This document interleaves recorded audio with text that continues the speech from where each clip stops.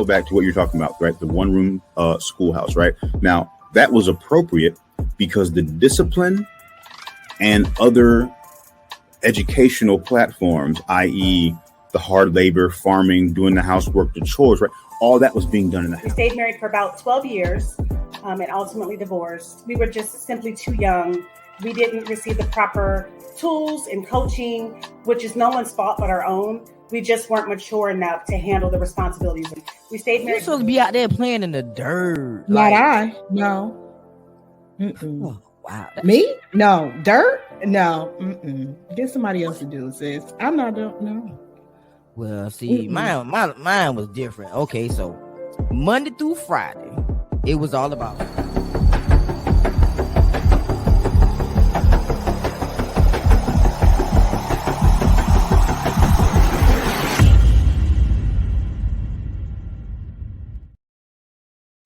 Good morning. Sis. I promise you, next year, people gonna be coming from the ceiling. Because I kid you not, like every time it just get better and better. Every time I come here, it get better and better. People gonna be coming from the ceiling. Every time you come in, you come in with your mess. I'm trying to tell you, yes, it is. Why? Look, I don't stay up all night for no reason. Mark my words, they're gonna be coming from the ceiling, y'all. Oh my God. Man, this has been a great run with Twisted Tuesdays. We had some great conversations across the platform. Langley and I always have serious conversations about education stuff, but yeah, always good. He keep me up to about 45 minutes on a 20-minute episode, but it'd be good though. I'm so excited about having my family up here with me on the final twist. I love them so much, and they support me on every set. If I ask them to do something, they come. They're coming. So today I have Mahogany Bing the host of Mahogany Speaks, Langley Shazor, the host of The Casual Word, and Celisha with all the many hats she wears. She's an actress. Yes. Man, let me tell you something. She's gonna add another hat tomorrow. But yes. So after this countdown, let me tell you what we're gonna talk about. See, sis, you're gonna make me forget about what we're talking about. Listen, it's your show. I'm just sitting here. Now you hosting, what? Okay, so we're gonna shake the room up a little bit. We're gonna talk about wife benefits versus girlfriend benefits. You know, you got a lot of girlfriends out here acting like they're the wife and don't have a ring on the hand, but you know, I'm not gonna get in conversation beforehand. Yeah, not right now. Not right now. So after the count, please welcome this amazing panel to the stage. That he absolutely cannot get from a girlfriend. Mentality, permanence, covenant, favor, vows, stability, emotional and spiritual oneness, the greatest commitment between a man and a woman.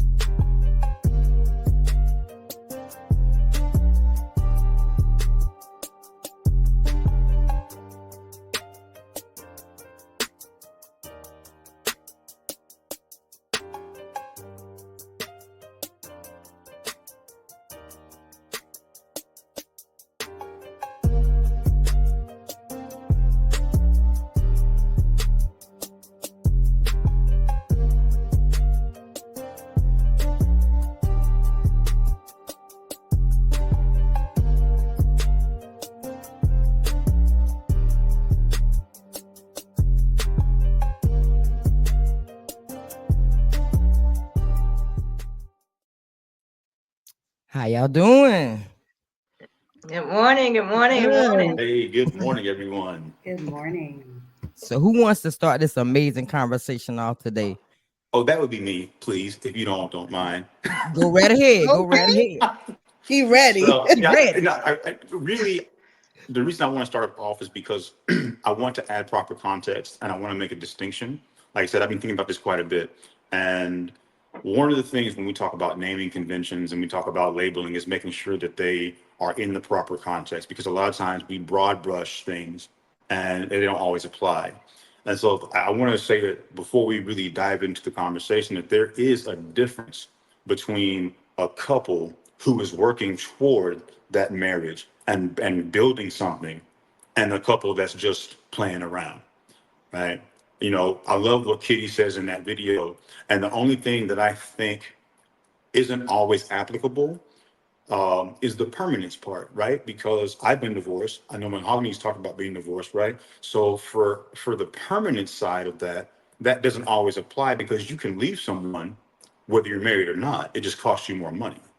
So, you know, those are some things that as we get into it, we always want to keep in perspective, because when you are looking at a couple that's working toward a goal and they're saying this is the direction, we have this in mind, some of the attributes, those wife attributes, even with the girlfriend title, still apply, right? She should be building herself into whatever that looks like. This is a journey, and there's a destination, but it's about the growth. Similarly for the man, he should be grooming himself into becoming the husband that she needs as they get ready to make that permanent commitment. And, you know, with what we're seeing today, I think this applies mostly the topic of conversations about people who are pouring into to the opposite sex without any sort of destination, right? Because you've got women obviously pouring into men who are now like, oh yeah, well, I'm getting it all. Or like they said in tonight's conversation, why do I have to further this commitment? And then likewise, you've got men pouring into women who have no interest in being a wife. So when we talk about this, we want to make sure that it's about the totality of relationships, that you have both sides. And the whole idea of being unequally yoked is that one person wants something that the other person doesn't. So, you know, whether it's the man or the woman who's putting all the effort in, you've got someone who's just trying to take it all and then run off into the sunset. So that's where I want to start. And please, everybody, go ahead and jump in. I just really wanted to put that out there as we get into this conversation, because we're seeing a resurgence in men getting the help they need in creating boundaries. And we're starting to identify things that people don't really want to talk about, which is there's a lot of women, just like there's a lot of men, right, who are really destroying people, both sides of the fence. And if you're going to talk about the wife benefits, you got to make sure that this person wants to be a wife, and you got to make sure that as the person who's trying to create the wife profile, that it's with a person who wants to be a husband to you. Well, I kind of agree with Langley there. I mean, there are a lot of women that want the benefits but don't want to be the wife, just as well as a lot of men that want the benefits that don't want to be a husband.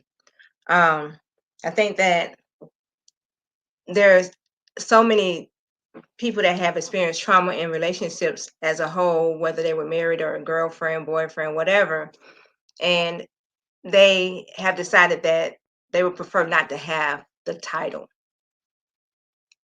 You know, so it's just about a lot of people say it's just a piece of paper, you know, but there's a lot that goes along with that piece of paper, you know, because when you're a wife, you are loyal to that person.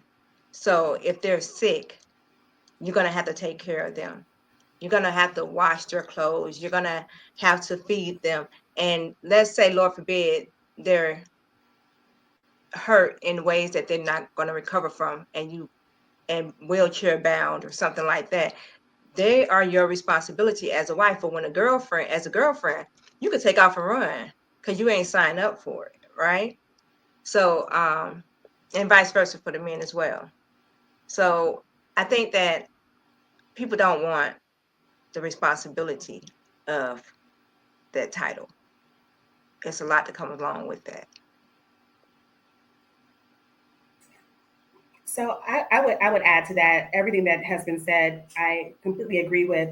Tabitha Brown said, "You can't heal what has not been repaired," and that has resonated with me because I know I can only speak about my own personal experience.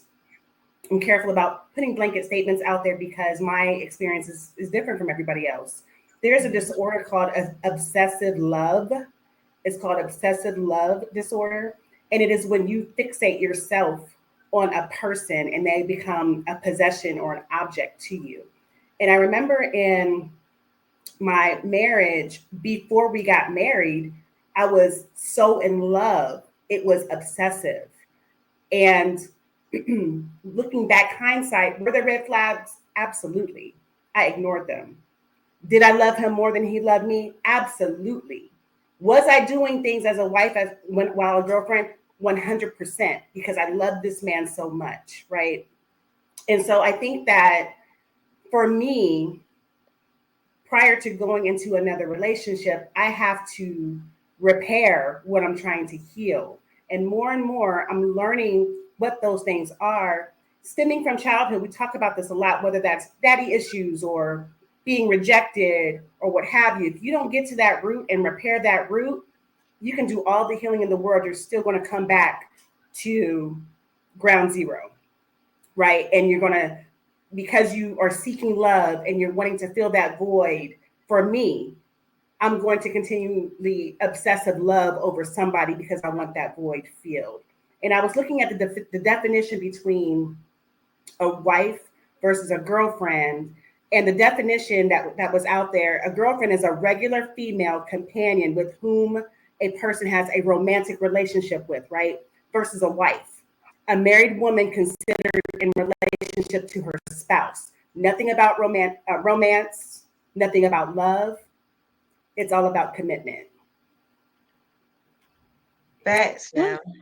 Let me just say, I love Mahogany because Mahogany, I swear I learn something new every time Mahogany, every time she speaks. I love it.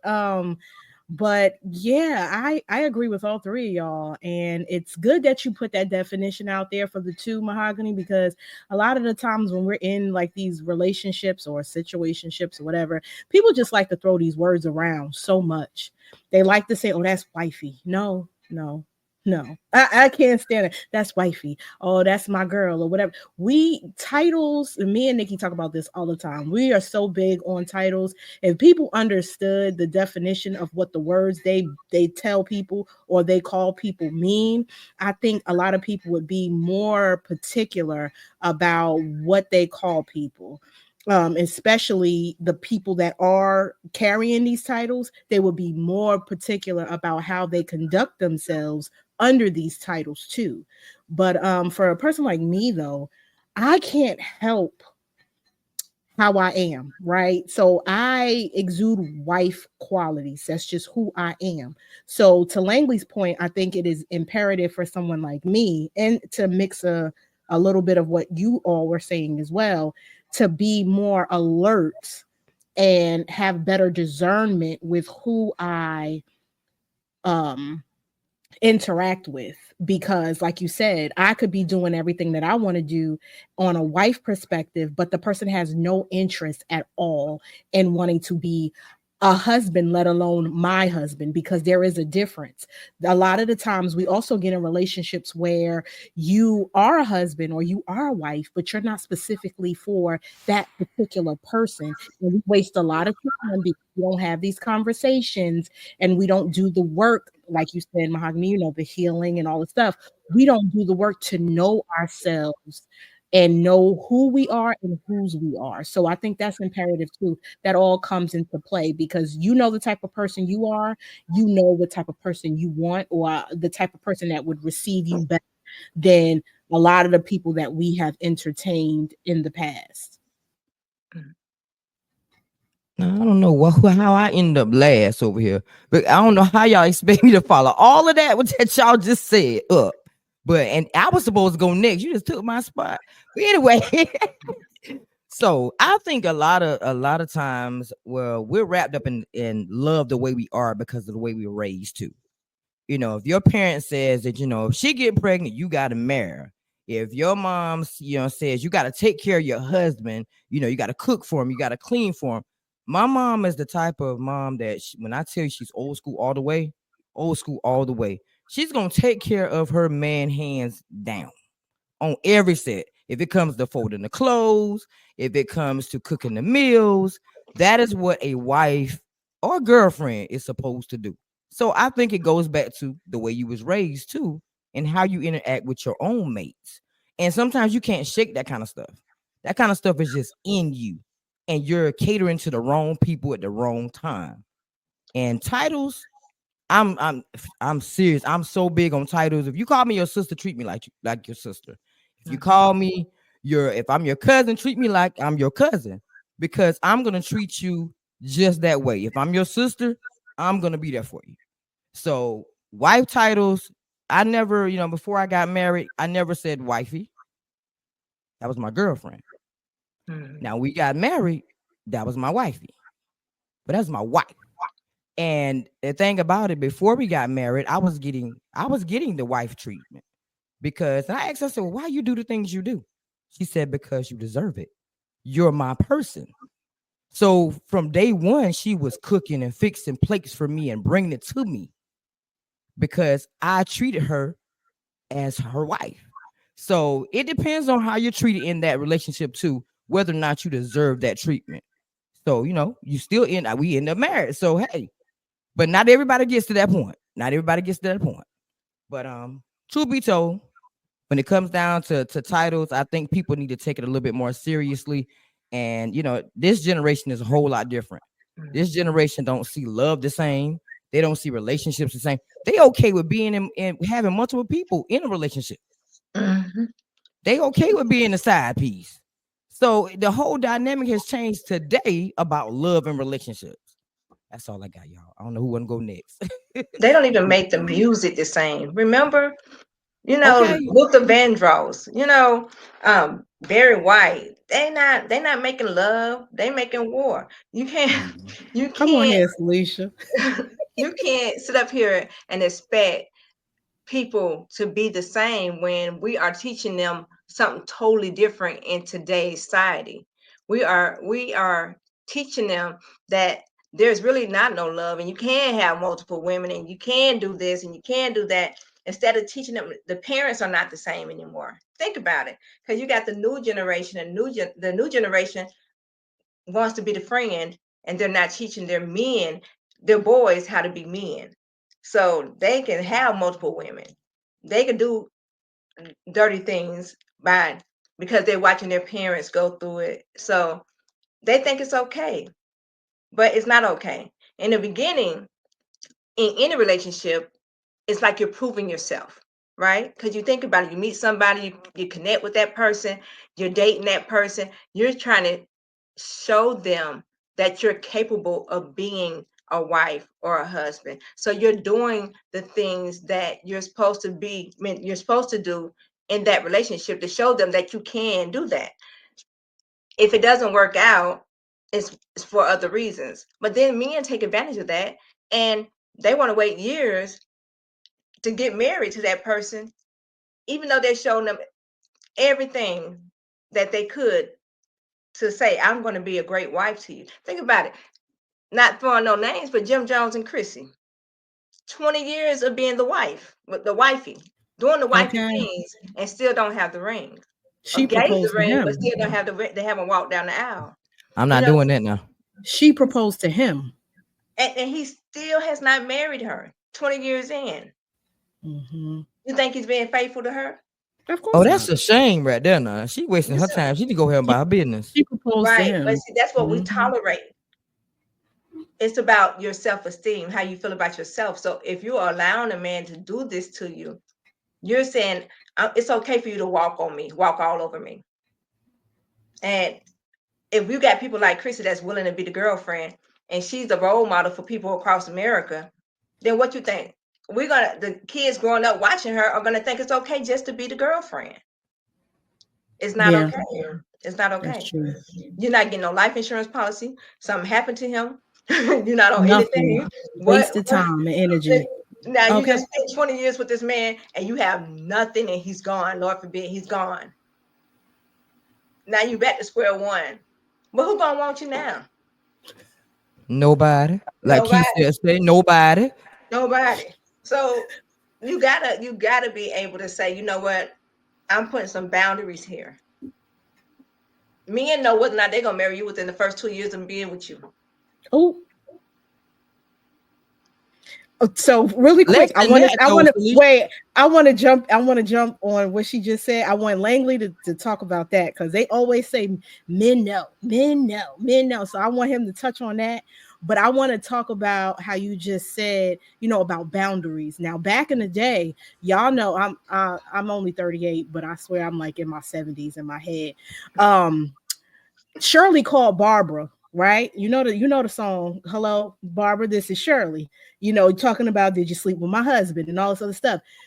People had respect for the wife, even if they were cheating. Not to call my wife. Mhm. If you see us in public, don't say nothing. This is my wife. There's a certain level that she is on a pedestal, and the rest is. But nowadays, Barbara and Shirley, they going to the club together, and then they coming back to the house. It's like it's so much. It's so different. It's like we're in the twilight zone because there is no respect for love. There is no respect for titles. There is no respect for ourselves. Because like you said, with the Chrissy and Jim Jones thing, Chrissy is not an ugly girl. Mm-mm. What is it internally about her that makes her feel like she has to, because that's what it is. You feel like you have to tolerate, and to be honest, Jim Jones ain't the greatest of lookers. So what is it about something ain't right mentally for you to grasp the fact that I have to stay and tolerate this for 20 something years with this man? Ain't nobody that fine, ain't no amount of money, ain't no woman that beautiful for you to sit there and make a complete fool of yourself on public TV for 20 years. You done been around his kid, you done dealt with his disrespectful mother. I mean, it was so many different things that she tolerates for 20 something years, and you still don't have, like you said, Celisha, nothing to show for it. If he passed away, that's one of the benefits of being married. You don't get anything if he passes away. There is nothing for you to hold on to. You 9 times out of 10, if something happens to her, his mother will make all the decisions on his behalf. You can't even make decisions on his behalf. She can decide, because y'all didn't get along, she don't even want you at the funeral, and you won't even be able to be allowed to come in. And you've been with this man through everything. But again, that's all the titles and understanding meanings and benefits and all that. But go ahead, Langley. I'll let you go now.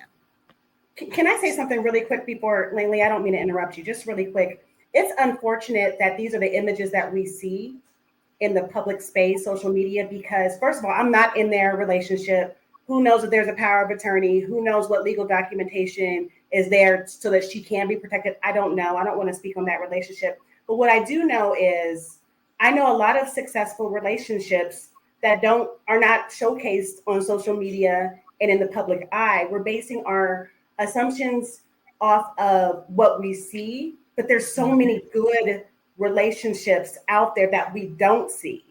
I see it in my family. My son, who's 26, he and his girlfriend dated throughout college. They graduated from college, got married, no children, and are professionals and are doing incredibly well. And so I think that I just want to be careful making blanket statements. I don't know what's happening in that relationship. I have no idea, but I do know people who have also been together for long amounts of time. They are beneficiaries on each other's stuff.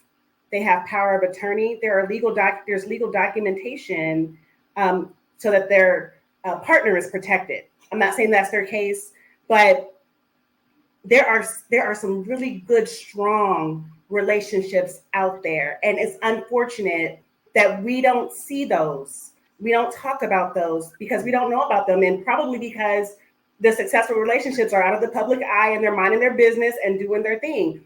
But I would venture to say that there's a lot more positive out there than negative. I do agree with what you said, Celisha, about folks in relationships showing up as their representative. I think we talked about that a few weeks ago.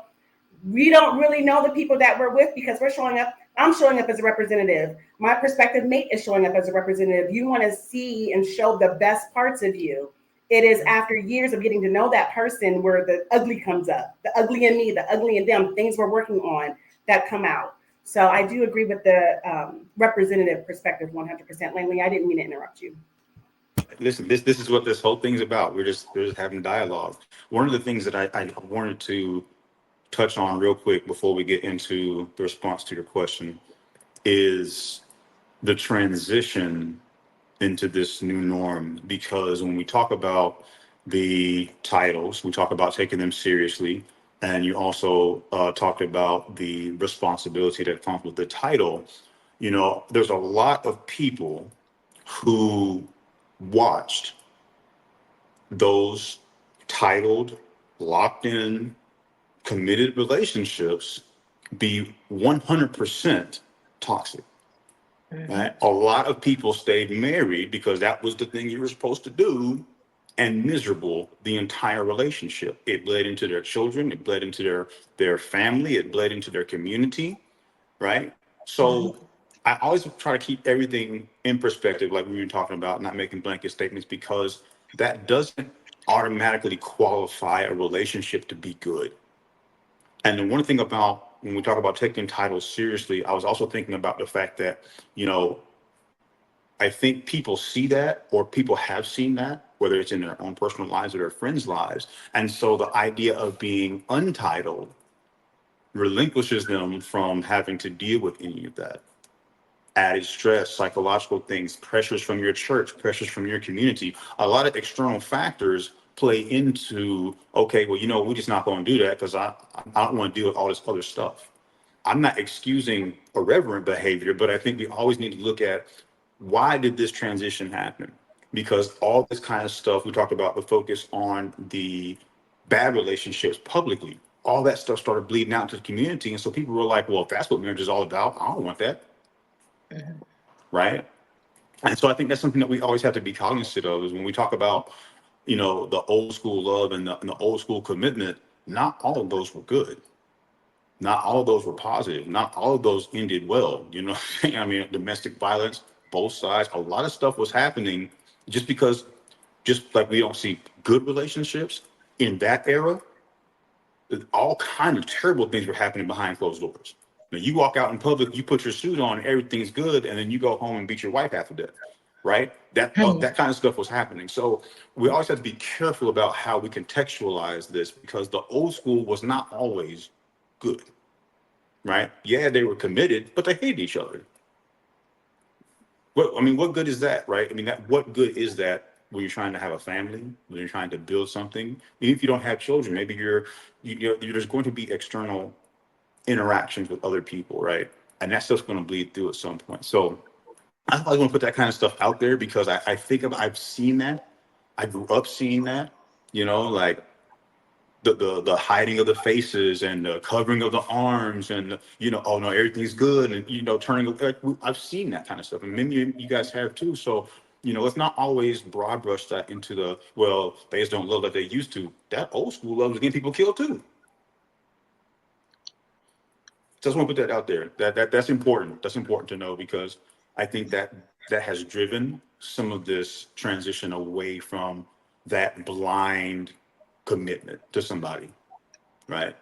And again, I don't excuse irreverent behavior. You should be focused and on doing something and moving somewhere in some sort of positive direction. But I think so many people grew up seeing that, and as this movement came out with domestic violence and the things that we started happening, and all these stories started coming out, and you know, you start having these shared experiences, and you realize how prevalent it was. It makes you really wonder if that's the correct direction to go in, because people, not the word, not what scripture says, but people have not been doing it the right way.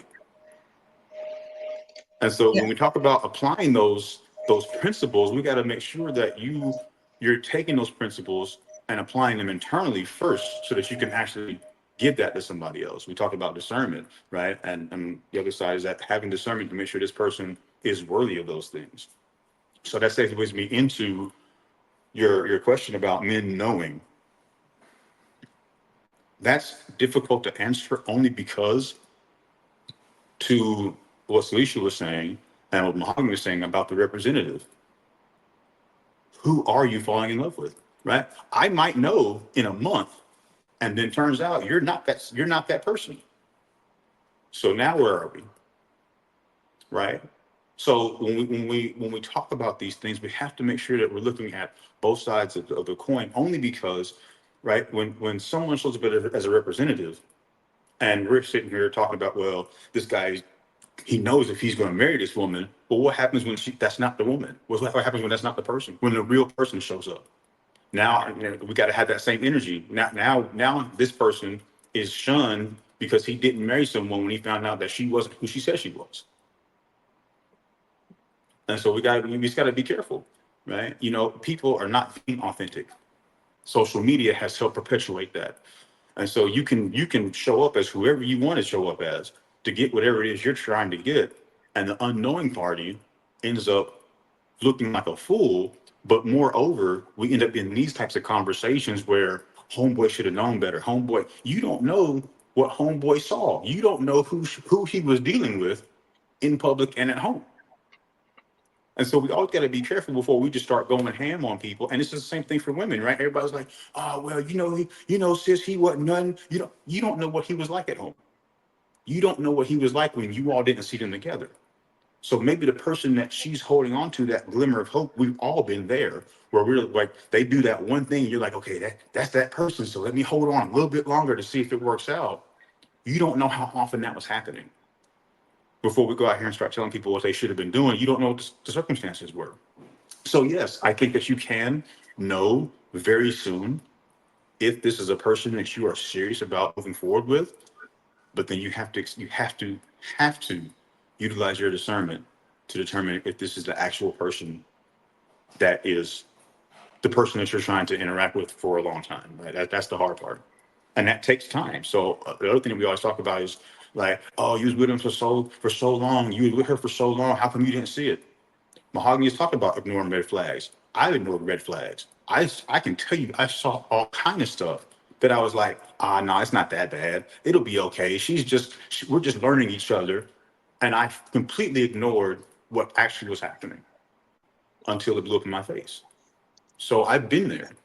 And we have to make sure that when we're talking about what people should be doing, that at least to some degree, we have a better understanding of what's actually going on in totality. But again, I think your energy. I know spirits speak to each other, and so I know that there's an instant connection, and then it's your job to do the detecting, right? It's your job to then start figuring out all the other parts of the relationship and determining whether or not this is something that you can move forward with. Well, I think the first few months of a relationship, you're in your lusting stage anyway. Everybody think, oh, it's all love, it's love, love. No, it's lust. I believe that God shows you signs, red flags in the first few months of dating someone. And it's up to you, because no one's perfect, to decide if you can live with what they showed you, right? Before you get married, you always want to make sure, because they got their bad qualities and then they have their good qualities. You want to make sure that you go over their bad qualities and say, well, I can live with that. I don't like it, but it's something I can live with. And maybe over time they'll grow out of that. But it's some that are detrimental, and you're like, heck no, I'm not going to deal with that. And I don't want to deal with that. So let's walk away. But he shows you within the first few months what those signs are. When you see that sign that you can't deal with at all, it's up to you to walk away. Don't hold on to that person knowing that you're not going to be able to live with that. And the problem is, a lot of men still hold on, maybe because they're good in bed, or maybe because she's got so much of this that's good for them, but that one piece they know they're not going to be able to marry and live with, and they keep holding on. Now they're cheating, they're doing other things because they know they're not going to marry that person, but they want to keep them in their pocket just in case. It's not fair to that woman to hold on in that particular case, because it could be somebody else that can deal with that.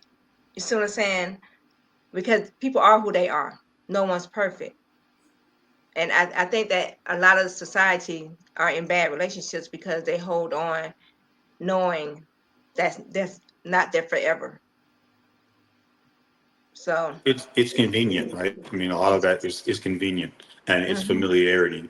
And I right. talked about that today, right? On the positive pivot, it's the fear of stepping away into something new and different that keeps people bound and settling. But That's then part of it. know your worth and then add tax to it. If you know you don't like it, move on, because it's so God might have someone, you might be missing out on your blessings because you're holding on just for the convenience or the fear of change. And we shouldn't live in fear. You And I know, would my word, fear is not an option. We got to keep on moving. So that's my input, outtake on that whole conversation about that. I think too, rose colored glasses, it's a real thing, and I think that we sometimes, I will in my mind have this fantasy of what I think things should be and ignore reality and then get upset when my reality doesn't match up to my fantasy. And I should have known better, but yet get upset with the other person. It's not their fault. They were very honest upfront, told me their intentions. I ignored it. So it's not a them thing, it's a mahogany thing, as we've said before. It's a mahogany thing. And so how can I get upset with a person who was very honest, told me where they were, but because this fantasy that I have created in my mind is not real reality? That's a mahogany thing. That's work that I need to do. So I agree. Yeah, and I want to touch on that. I'm glad you said that because something that was bubbling uh, is the same vein, and that is you can't overlook something and then weaponize it later. A lot of people do that, right? You talk about your fantasy not meeting reality. A lot of us are looking and we're saying, you know what, that's going to be okay. I think I can live with that. Or you know, daggone well, you can't live with that, right? Like why again settling and then you turn around and weaponize it against the person when, like Mahogany said, that person this has been the same person since you met, and now you mad at them when you took the initiative to say, no, it's going to be okay. I'm good with that when you knew you weren't. So I would want to put that out there too. Like if you're not okay with something, to Celisha's point, move on. Don't be okay with it. Because it's just like it's not fair to be mistreated. It's also not fair to see a person for who they are, ignore it, and to Mahogany's point, then get mad at them. I love that you guys said that, and you all touched on like great things for people to really hone in on, and we have to change the dynamic, you know what I mean? And I love conversations like this because it gives people who are not currently married an insight on what to look out for while they're dating, when they start dating, and also those who are married, to have those conversations. A lot of the times we don't have hard conversations. We don't like to have those conversations, and those conversations are needed because it can make or break you later. So if you don't have those hard conversations, if you don't understand how the person spends their money, if they're in debt, if they pay their bill, like all the stuff we don't talk about because we're so, we get romanced about how they look and how they smell and how good the sex is and all these things. That stuff fizzles after a while.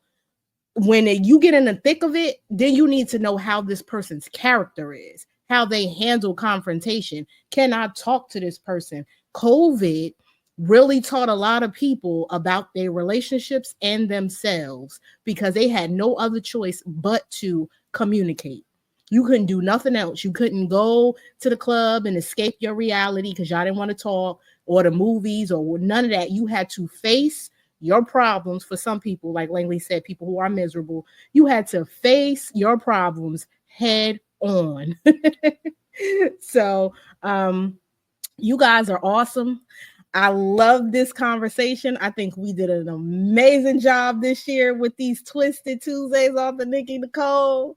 And I'm going to give the seat back over to my sissy because she's going to make y'all tell everybody where to find y'all and all that good stuff. You don't know my life. Yes, I do. Yes, But I do. Now watch me say it. Of course, I'm going to shine a light on my people.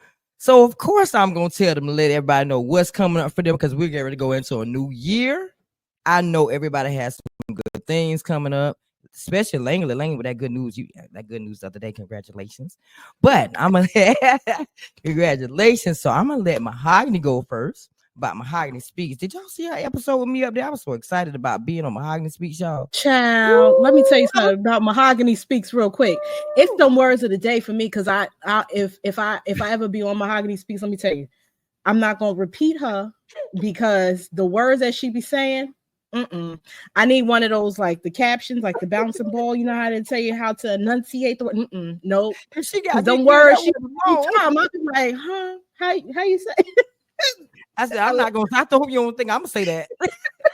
But you learn something every time. You do. I love it. I love it. You do. All right, Mahogany, you in the hot seat. Tell everybody about Mahogany Speaks and what's next.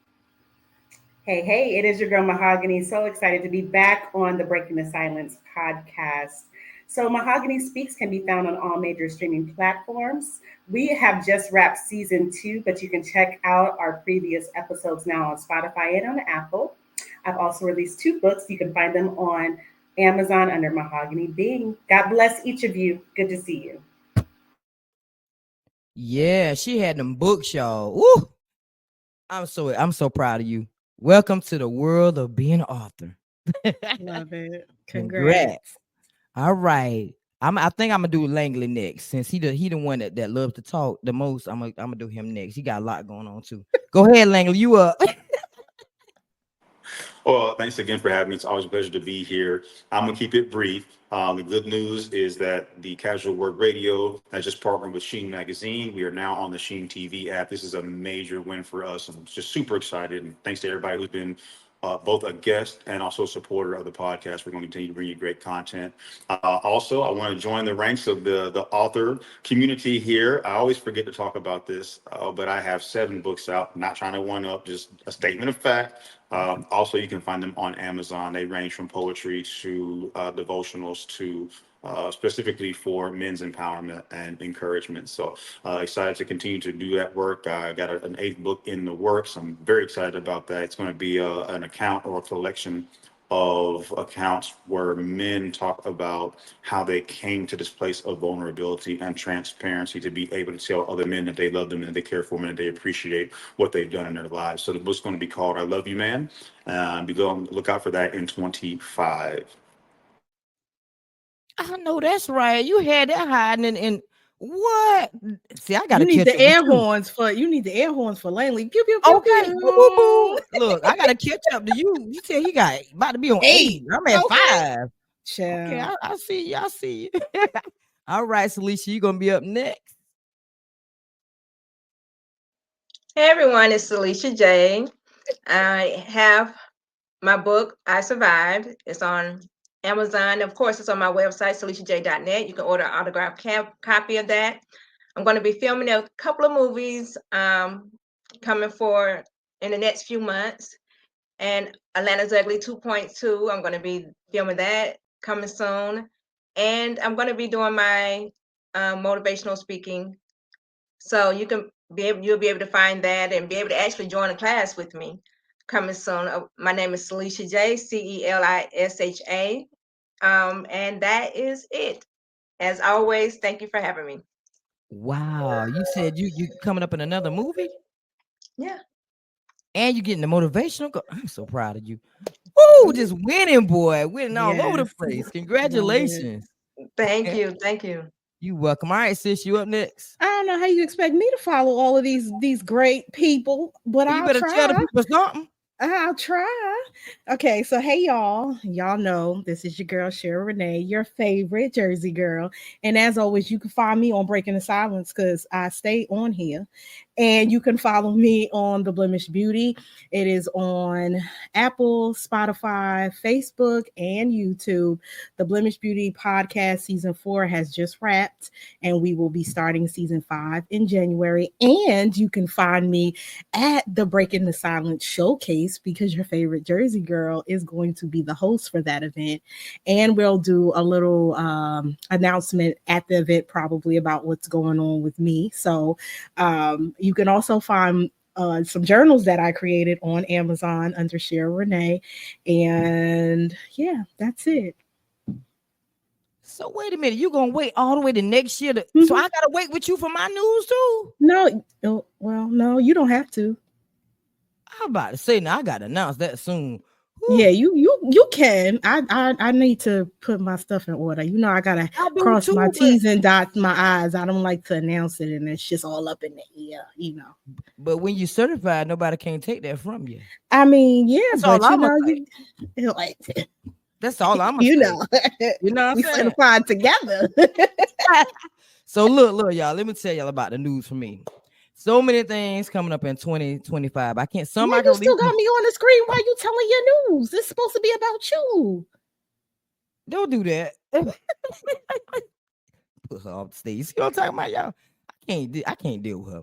So look, y'all. The new year's coming in. I'm gonna announce. Give you a little bit. Give you a little bit. So now your girl is a certified transformation life coach.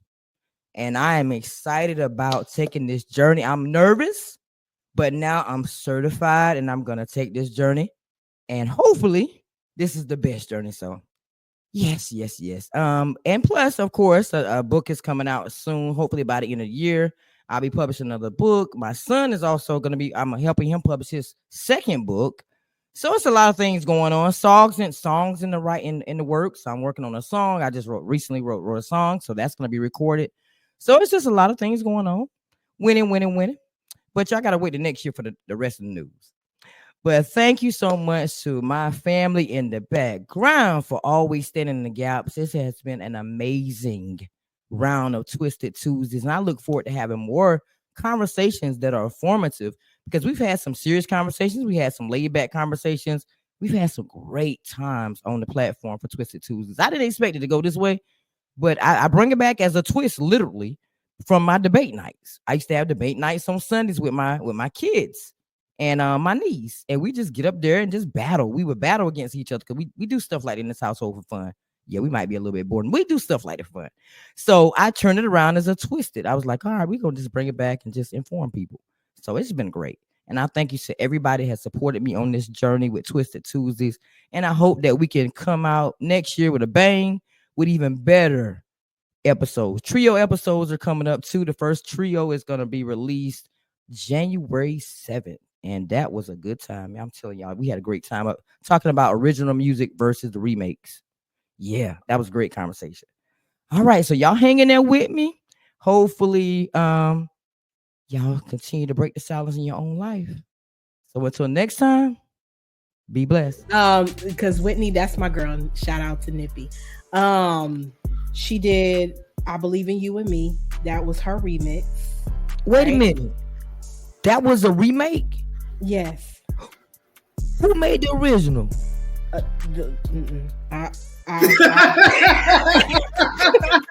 Google it. I'll Google it. That was funny. How you gonna help him? But you come up. I'm trying to tell you.